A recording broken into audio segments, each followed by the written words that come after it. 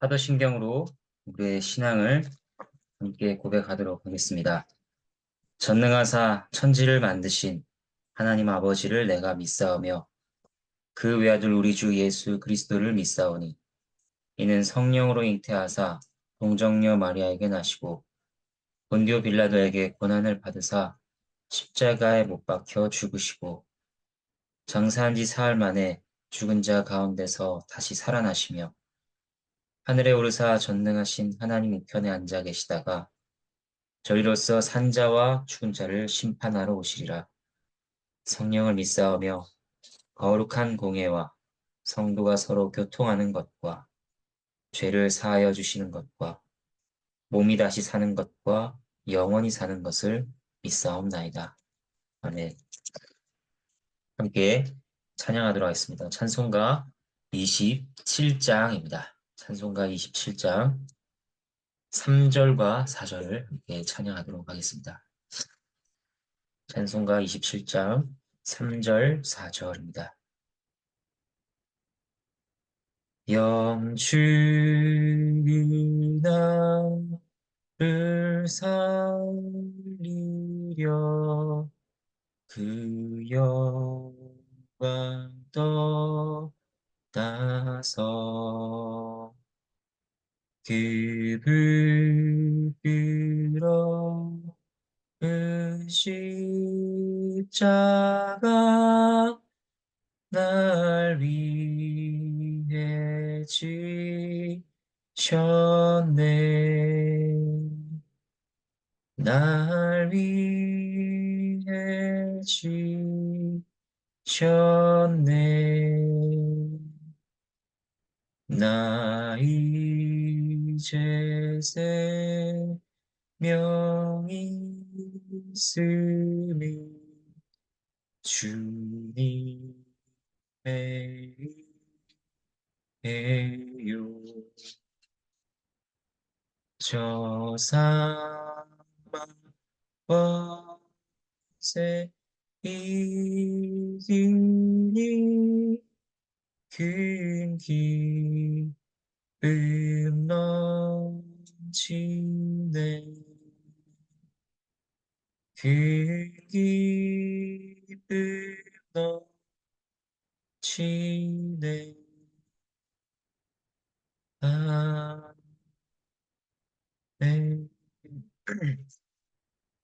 네, 함께 보실 하나님의 말씀은 신명기 19장 1절부터 21절 말씀입니다. 신명기 19장 1절부터 21절 말씀, 1절부터 3절까지 하나님의 말씀을 먼저 보도록 하겠습니다. 하나님의 말씀입니다. 내 하나님 여호와께서 이 여러 민족을 멸절하시고 내 하나님 여호와께서 그 땅을 내게 주심으로 내가 그것을 받고 그들의 성읍과 가옥에 거주할 때에 내 하나님 여호와께서 내게 기업으로 주신 땅 가운데에서 새 성읍을 너를 위하여 구별하고 내 하나님 여호와께서 내게 기업으로 주시는 땅 전체를 새 구역으로 나누어 길을 닦고 모든 살인자를 그 성읍으로 도피하게 하라.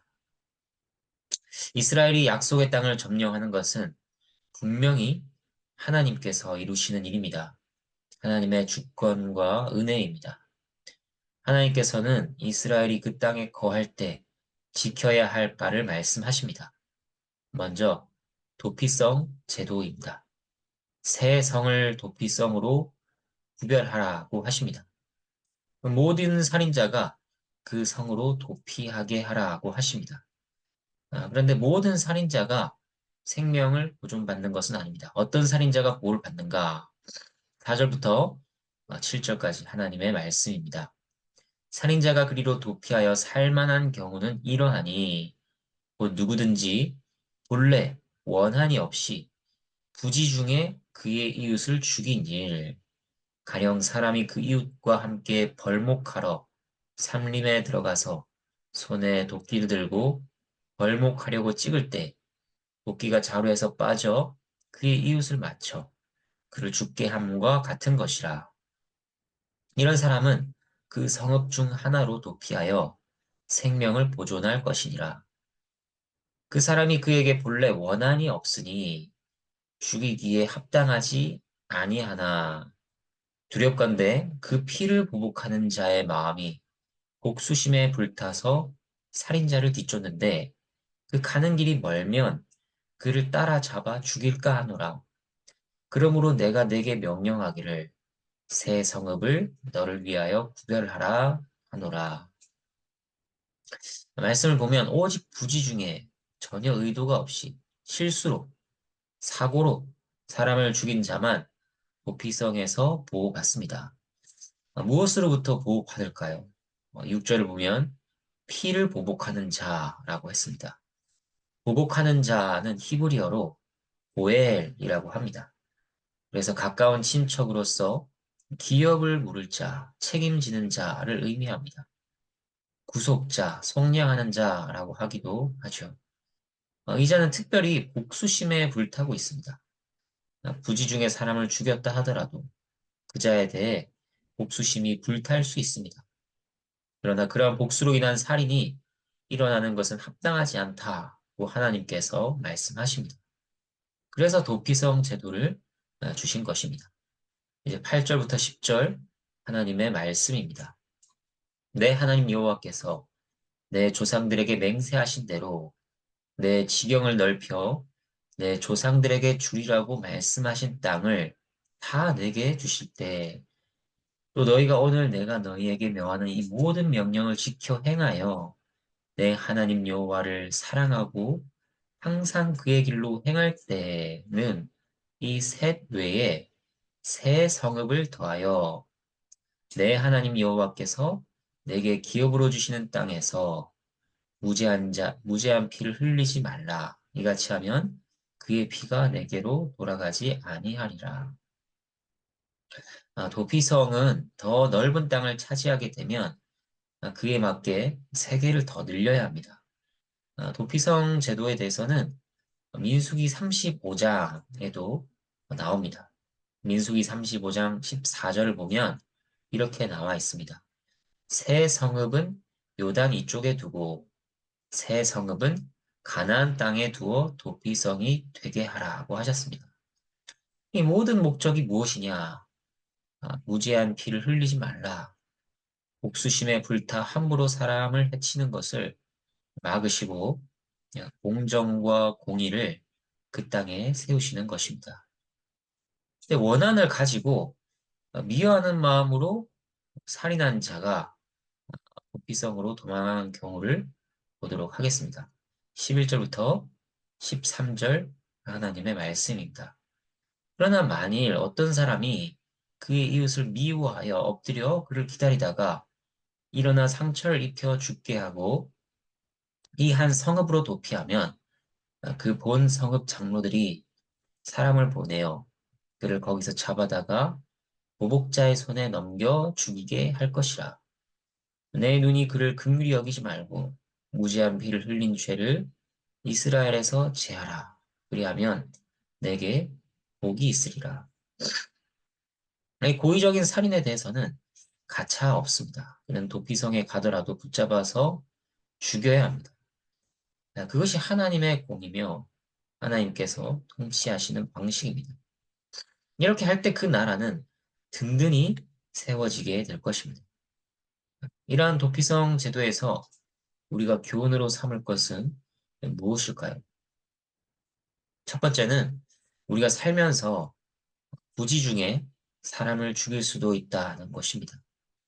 더 넓게 적용하자면 의도치 않게 알지 못하는 중에 죄를 짓기도 하는 것이 우리의 모습이라는 것입니다. 또 우리의 마음은 그렇습니다. 우리의 행동은 그렇습니다. 그러려고 한 것이 아닌데 상대의 마음에 상처를 줍니다. 상대를 시험에 들게 합니다. 또 순간적으로 죄된 생각에 사로잡힙니다. 그러면 모르고 한 것이니 아무런 문제가 없는 것이냐? 그렇지 않습니다. 우리는 아무리 결백하다 주장해도 그 죄로 인해 도망자 신세가 됩니다. 사랑하는 사람들로부터 분리되고 따로 구별되는 것이 마땅한 그런 존재들이 되는 것입니다. 그러면 그러한 우리와 도피성은 무슨 상관이 있을까요? 오늘 우리에게 주어진 도피성은 무엇일까요? 도피성 제도에 대한 두 번째 교훈입니다. 구약에서의 도피성은 장차 오실 우리의 중보자이신 그리스도와 연결되어 있습니다. 특별히 민수기 35장을 보면 도피성 제도에서 이 제도가 대제사장과도 연결되어 있는 것을 확인할 수 있습니다. 민수기 35장 25절에서 28절 말씀입니다. 요약해서 알려드리면 이렇습니다. 살인자는 항상 도피성에서 지내야 합니다. 만약 도피성을 벗어나면 보복자에게 죽임을 당해도 상관이 없습니다. 그렇게 해도 보복자에게는 죄가 없습니다. 그런데 살인자가 도피성을 벗어나도 괜찮은 때가 있습니다. 그것은 대제사장이 죽은 이후입니다. 대제사장이 죽기까지는 무조건 도피성에 있어야 하지만 대제사장이 죽고 나면 고향으로 가족과 친구들 곁으로 돌아갈 수 있는 것입니다. 그렇게 살인자는 도피성 안에서 대제사장의 영향력 아래 있습니다. 대제사장의 죽음으로 인해 사면을 받는 것입니다. 이스라엘의 대제사장이 죽는 일은 매우 큰 일이죠. 국가의 아버지 같은 이의 죽음입니다. 하지만 그로 인해 살인자는 완전히 자유의 몸이 되는 것입니다. 이렇게 살인자와 도피성과 대제사장이 서로 얽혀 있는 이 제도는 무엇입니까? 죄인은 그리스도라는 도피성으로 피하라. 죄인은 예수라는 대제사장의 죽음으로 말미암아 자유케 된다는 복음을 담고 있는 것입니다. 그러므로 우리는 도피성 제도를 보며 하나님께서 주신 중보자를 바라보아야 합니다. 그를 유일한 소망으로 알고 붙잡아야 합니다. 세 번째로 도피성 제도는 신자가 어떻게 살아가야 하는가 하는 점도 알려줍니다. 우리는 어, 무죄한 피가 흐르는 일이 없도록 해야 합니다. 엄밀하게 말해 죄 없는 이는 없지만 여기서 말하는 것은 억울하게 보복당한 일이 생기지 않도록 해야 한다는 것입니다. 사회적으로, 공동체적으로 어떤 외적인 결과만 놓고 억울한 사람을 매장시켜 버리는 일이 있습니다. 신자는 섣불리 그러한 일에 뛰어들어서는 안 됩니다. 인내하며 두루두루 여러 측면에서 살필 수 있는 지혜를 가져야 합니다.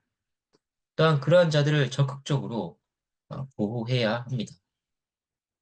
그리고 또 다른 측면에서 불타는 마음을 가진 보복자로부터 도망다니는 자들이 있습니다. 이 보복자는 사단입니다. 사단은 불타는 마음으로 인류를 미워합니다. 물론 죄인들이 사단의 권세 아래 있는 사단의 자녀로 표현되기도 합니다. 하지만 사단은 사랑으로 죄인들을 돌보는 것이 아니라 그들을 괴롭히고 미워합니다. 왜 그럴까요? 아무리 타락했어도 여전히 사람에게서 하나님의 형상을 보기 때문입니다. 그래서 사람을 너무 싫어합니다. 언제든 기회를 틈타 죽이려고 추적하는 보복자와 같습니다. 세상을 이용하여 그들을 몰아붙입니다. 우리는 그러한 형편에 있는 이들을 도와야 합니다.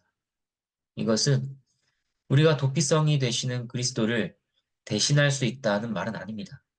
그분을 대신할 중보자는 그 어디에도 없습니다. 우리의 역할은 무엇일까요? 그들에게 위로의 말을 전하고 격려하는 것입니다. 그리고 그리스도께로 인도하는 것입니다. 그들이 그리스도라는 도피성에서 보호받도록 또 대제사장의 죽음이 어떤 의미를 가지고 있는지 전하는 것입니다. 이제 14절 하나님의 말씀을 보도록 하겠습니다. 내 하나님 여호와께서 내게 주어 차지하게 하시는 땅, 곧 내 소유가 된 기업의 땅에서 조상이 정한 내 이웃의 경계표를 옮기지 말지니라. 약속의 땅을 차지한 뒤 백성들에게는 각각의 기업이 분배되었습니다. 그리고 그 소유지를 구분짓는 지계석이라고도 하는 경계표가 있었습니다. 그런데 사람이 얼마나 간사합니까? 하나님께서는 사람의 마음을 아시고 욕심을 품어 이 경계표를 옮기는 일이 있지 않도록 미리 금지하십니다. 이웃의 경계표를 옮기는 죄는 여러 측면에서 살필 수 있습니다. 먼저 그것은 경계를 정하신 하나님의 주권에 반하는 죄입니다. 하나님께서 정하셨다 하는 것을 무시하는 것이죠. 그리고 자신에 대해서는 주어진 것으로 만족하지 못하는 탐심의 죄입니다. 이웃에 대해서는 경계표를 옮기는 것으로 그의 것을 빼앗는 죄입니다. 그렇기 때문에 경계표를 옮기는 것은 결코 가벼운 죄가 아닙니다. 우리에게는 어떻게 적용할 수 있을까요? 먼저 하나님의 주권을 인정함입니다. 세상에서는 자신의 한계를 정하지 마라. 꿈을 꾸고 다 이루라고 말하는 자들이 있습니다. 어느 측면에서는 아주 일부분 맞는 말일지 모릅니다. 하지만 신자는 한계를 정하시고 이루시는 분이 있다는 것을 기억해야 합니다. 하나님이십니다. 함부로 모든 것이 다 우리의 뜻대로 되는 것처럼 여겨서는 결코 안 됩니다. 각자에게 주신 기업이 다르고 분깃이 다릅니다. 이를 받아들여야 합니다. 그리고 두 번째로는 그에 대해 자족하며 감사하는 것입니다. 자족이 없으면 탐심은 계속해서 이웃의 땅과 비교합니다. 그러다 마침내 이웃의 땅을 넘보게 됩니다. 그러나 우리는 최선을 다하는 가운데 자족할 수 있어야 합니다. 우리의 갈망으로 인해 다른 이의 노력, 다른 이의 수고, 다른 이의 소유에 피해를 주게 되는 것은 아닌지, 그들의 것을 빼앗게 되는 것은 아닌지 헤아려야 합니다. 매사에 그러한 조심성이 우리에게 유무됩니다. 그리고 더 나아가 우리는 이웃의 것을 지키고 보호하는 데까지, 이웃의 것을 지키고 보호하는 데까지 나아가야 할 것입니다. 15절부터 21절까지 하나님의 말씀입니다. 사람의 모든 악에 관하여 또한 모든 죄에 관하여는 한 증인으로만 정할 것이 아니요 두 증인의 입으로나 또는 세 증인의 입으로 그 사건을 확정할 것이며 만일 위증하는 자가 있어 어떤 사람이 악을 행하였다고 말하면 그 논쟁하는 쌍방이 같이 하나님 앞에 나아가 그 당시의 제사장과 재판장 앞에 설 것이요 재판장은 자세히 조사하여 그 증인이 거짓 증거하여 그 형제를 거짓으로 모함한 것이 판명되면 그가 그 형제에게 행하려고 꾀한 그대로 그에게 행하여 너희 중에서 악을 제하라. 그리하면 그 남은 자들이 듣고 두려워하여 다시는 그런 악을 너희 중에서 행하지 아니하리라. 내 눈이 긍휼히 여기지 말라. 생명에는 생명으로, 눈에는 눈으로, 이에는 이로, 손에는 손으로, 발에는 발로이니라. 세상에는 거짓 증거하는 일이 있습니다. 거짓 증거한 일 자체도 악한 것이요. 그에 대한 목적도 선할 수가 없을 것입니다. 시기나 악에 의한 일일 것입니다. 그러나 하나님의 백성인 이스라엘에는 그러한 일이 있어서는 안 됩니다. 위증하지 못하도록 2명 이상의 증인으로 사건을 확정하라 하십니다. 또 자세히 면밀히 조사하고 위증한 일이 밝혀지면 엄벌에 처하며 단호하게 그 뿌리를 뽑아야 한다고 하십니다. 이런 말씀을 통해 하나님께서 그의 자녀들에게 요구하시는 것이 무엇입니까? 신자는 진리의 자녀들로서 진리를 추구해야 한다는 것입니다. 거짓을 미워하며 악을 미워해야 합니다. 거짓된 일에 동참해서는 안 됩니다. 사람들의 명예를 보호해 주어야 합니다. 그러나 우리의 마음을 들여다보면 어떻습니까? 거짓을 즐기고 대의를 위한 것이었다고 합리화하며 악을 즐기는 마음이 있습니다. 험담하기를 좋아합니다. 깎아내리는 것을 재치 있는 것으로 여기며 그저 놀이로 취급합니다. 주님의 은혜를 구해야 할 것입니다. 용서를 구하고 날마다 필요한 도움을 구해야 합니다.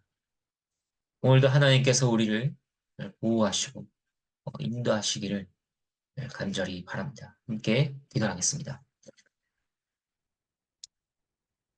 하나님 아버지 감사합니다.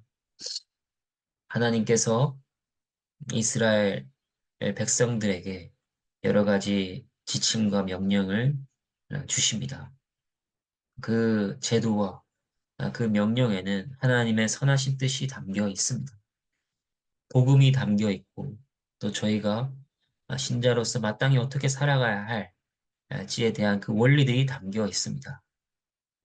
저희가 죄 많은 자들이오나 항상 그리스도 안에서 어, 참된 죄 용서의 은혜를 발견하게 하시고 또 주님의 그 제자들로서 참된 모습으로 이 땅에서 살아가도록 부디 저희를 붙잡아 주시옵소서.